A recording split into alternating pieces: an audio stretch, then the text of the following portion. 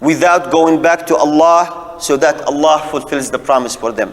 But wishing and hoping while living in a way that doesn't please Allah subhanahu wa ta'ala, you're not going to get help from Allah. You are going to get failure. And this is what we suffer as an ummah. Yes, we still have, subhanallah, we have so many Muslims today who are really trying to establish the religion in their life and to do what Allah orders them to do. And a good example of it is, look at today, it's rainy.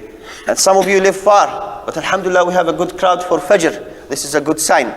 But we need to do more and more and more. We have to re-establish Islam in our lives to be the religion that we follow. That if we wish that Allah subhanahu wa ta'ala give us a triumph here or there, Allah will give it to us.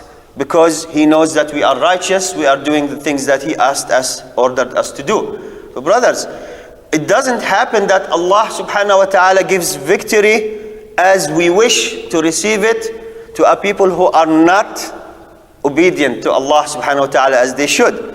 Because what ascends from you to Allah, as a consequence you receive things similar to them, better, but similar to what you do from Allah subhanahu wa ta'ala.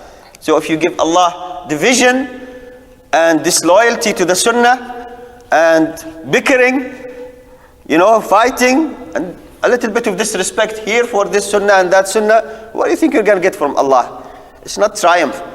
I want to remind you that the Prophet sallallahu alaihi wasallam, he lived the sunnah that today we're trying to learn and practice in our life. He lived it. This is how he received Allah's victory and aid in every situation he was in.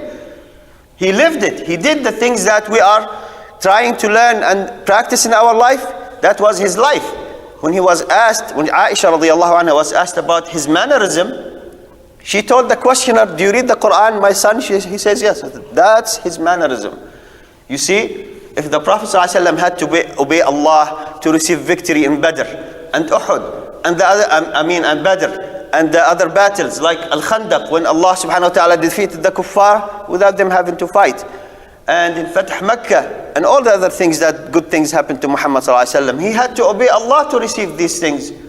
Then shouldn't we understand that really if we want to take back what's ours, you have to give Allah the kind of obedience that Muhammad ﷺ used to give foremost, and then the companions used to give to Allah. Because if you don't pay the price, don't expect the payment to be full.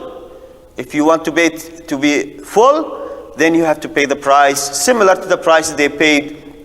And it was a delightful price, because there is no happiness for the heart except in the worshipping of Allah subhanahu wa ta'ala, the Creator, that you become a better slave to Allah more and more and more, that through your sujood you can regain the land that you lost.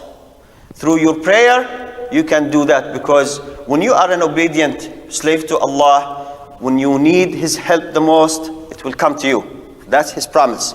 So the promise is two ways. For you to receive Allah's aid, learn the kind of things because of which the companions received Allah's aid. Without it, don't expect that Allah subhanahu wa ta'ala will give you what He used to give the generations before us. Because as we look around you, you will see that we are not getting the same bounties they used to get. Alhamdulillah, we still have Islam, a lot of good Muslims, a lot of good things in our life going for us because of our religion and abiding to a part of it. But that's not what we're looking for. We're looking for to become again as we used to be, the slaves of Allah, whom if people look at us, they say, here is what Islam can do to a man. This is the kind of change it will bring to his life. I hope you understand the message here. That is, without obedience to Allah and His Messenger sallallahu alaihi wasallam, the ummah will not become one again as Allah instructed them, and the ummah will not become triumphant again as Allah subhanahu wa ta'ala promised them, and the ummah will not be feared again, as when the Prophet sallallahu alaihi wasallam used to have a gathering, people at the distance of a month away from Medina will hear about it and scatter in fear throughout Arabia, even before the Prophet ﷺ reached there. Now, even if we're there already, Nobody fears us. You see, you have to fear Allah, and Allah will put fear of you in the hearts of the disbelievers. I'm telling you, brothers, wallah, without doing the kind of things that the Prophet ﷺ did in obedience to Allah subhanahu wa ta'ala, and the companions used to do in obedience to Allah and His Messenger sallallahu alayhi wasallam, there is no way that you're gonna receive the full payment of the promise, even if you're a Muslim and praying and fasting and doing many things in Islam, because you have to elevate that status to be close to what these people used to do in the religion, so that you can receive similar things. Yeah, we know we can't reach their status in faith, or the status that they had in the practice itself. They practice the religion as a whole. But you can still wish, and Allah's generosity is much more than anything we give Him. And I end by this story. Imam Ibn al-Qayyim rahimahullah said in his book Zad al-Ma'ad, and Allah subhanahu wa ta'ala has blessed me to start translating Zad al-Ma'ad 2 years ago. It's a vast volume of 2,500 Arabic books, pages, that Imam Ibn al-Qayyim wrote about the seerah of the Prophet ﷺ in a unique way. The things he used to do at home, when he is with his companions, when he's praying, at night, when he's fasting, traveling, all kinds of things about the seerah of the Prophet ﷺ. He put it in one book. He called it Zadul Ma'ad, Provisions for the Hereafter.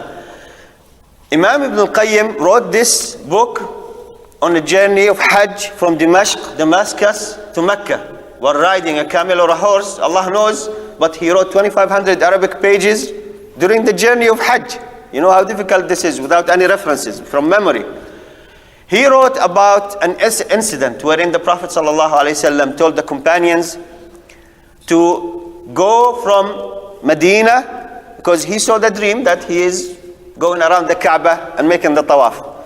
So he said to the companions, this is the year, let's go. And they went from Medina all the way until they reached Al-Hudaybiyah.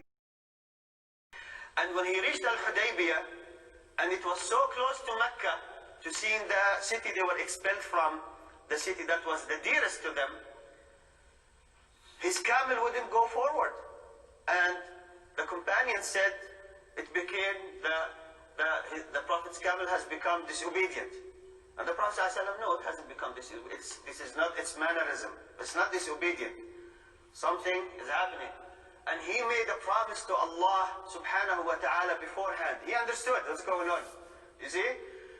Wallah, he said, if Quraysh, this is the translation of what he said, if Quraysh brings any offer of peace that would respect the legislation of Allah, I will take it in advance. He understood that the camel is not going forward for a reason. Not because it's becoming disobedient. He says there is something Allah subhanahu wa ta'ala is preparing for us. And in advance, he said, by Allah, if they offered me any peace plan that would respect the legislations of Allah subhanahu wa ta'ala and the sacred things of Allah subhanahu wa ta'ala, I'll take it in advance. And the Quraysh came, and the treaty negotiations started, and he, sallallahu alayhi wasallam, accepted every term that those people offered him. Because in advance he already made the decision. Anything that comes my way from Allah, I'm going to take it today, because He's given me the sign. And because of that, because he obeyed Allah and took the companions back to Medina without seeing Mecca with their own eyes, after 6 years of being away from it, Allah subhanahu wa ta'ala revealed to him this ayah, إِنَّا فَتَحْنَا لَكَ فَتْحًا مُبِينًا. We have given you a great triumph. Why? Because as a consequence of his obedience to Allah subhanahu wa ta'ala, that in 2 years he came back and he was making sujood on his camel while entering Mecca in humbleness to Allah subhanahu wa ta'ala, because 8 years ago he was expelled from it and he was threatened to be killed, and now he's coming back to take it. But it's not because he had a 10,000 army, 10,000 man army. It's because through that, the 8 years and the years before that, he was obedient to Allah subhanahu wa ta'ala. So you are looking for the obedience of Allah as your means of triumph in your personal things that you're facing, problems you're facing in this life, and what the ummah is facing. And without it, without the two, coming together, yet you have the aid given to the religion of Allah subhanahu wa ta'ala, the promise will not be fulfilled from Allah, or partially will be fulfilled. And I ask Allah subhanahu wa ta'ala that we understand the message tonight, that it is our obedience to Allah and His Messenger sallallahu alayhi wa sallam that will save us from the dire situation we face today. And the ummah is the ummah of mercy. This is received Allah's mercy. We still have the religion with us intact, and we still have so many Muslims who are trying their best to obey Allah subhanahu wa ta'ala. But we need to do more in case we need to be as we used to, and to take back what's ours. And that is number one, becoming better slaves of Allah, as Allah subhanahu wa ta'ala wants us to. So that when we die, it will be the best day of our lives. Period. That's the day when you meet Allah, the angels of Allah subhanahu wa ta'ala, and you are given the promise and the good tidings and the news that you are going to go to Jannah. And then while here, being buried in the ground, you see your place in Jannah. But that's after a full year, a full lifetime of obedience to Allah subhanahu wa ta'ala and His Messenger. I ask Allah subhanahu wa ta'ala to make us among those who, when they hear a good speech, they abide by it and follow it anytime or wherever they hear it, and from whomever says it, because this is the trait of the believers. اللهم اغفر لنا ذنوبنا واسرافنا في امرنا وتب علينا وثبت اقدامنا انك انت التواب الرحيم. جزاكم الله خير for receiving me today. I ask Allah to bless this masjid and make it a masjid that calls to the Quran and Sunnah and brings them back to the life of everybody who is here, inshallah. سبحانك اللهم وبحمدك أشهد أن لا إله إلا أنت أستغفرك وأتوب إليك. For further